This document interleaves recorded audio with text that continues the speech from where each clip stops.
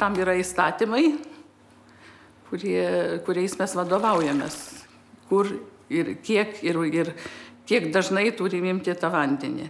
Mes labai dažnai tyrėm Antavilių vandenvietę, kadangi beveik pusė Vilniaus miesto geria iš tos vandenvietės ir atitinkamai ten, kur vartojama daugiau vandens, ten ir daugiau kontroliuojama.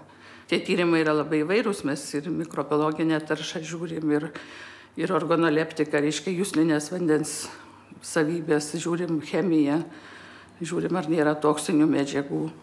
Vienas pagrindinių tyrimų ir būtinas yra mikrobiologinė tarša, nes mikrobiologinė tarša žmogui yra pati pavojingiausia ir gali suveikti labai staigiai.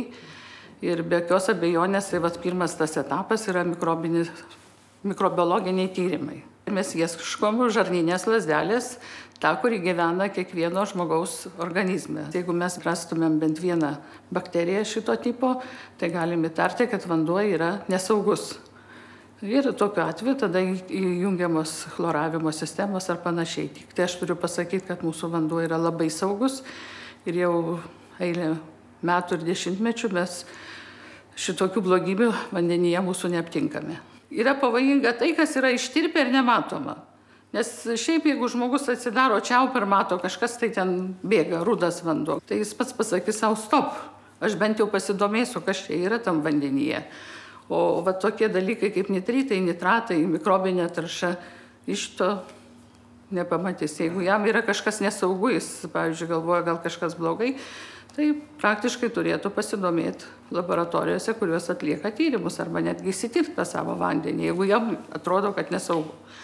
O vat tai, ką jis mato, tai yra geležis manganas. Aš kalbu tik apie vandentiekio vandenį, aišku. Reziumuojant, galima būtų pasakyti, kad gėlo požeminio vandens temperatūra visuomet yra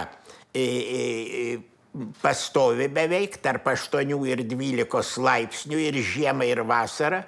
Ten iš esmės nėra patogeninių bakterijų, taip kaip gali atsirasti paviršiniam vandenyje.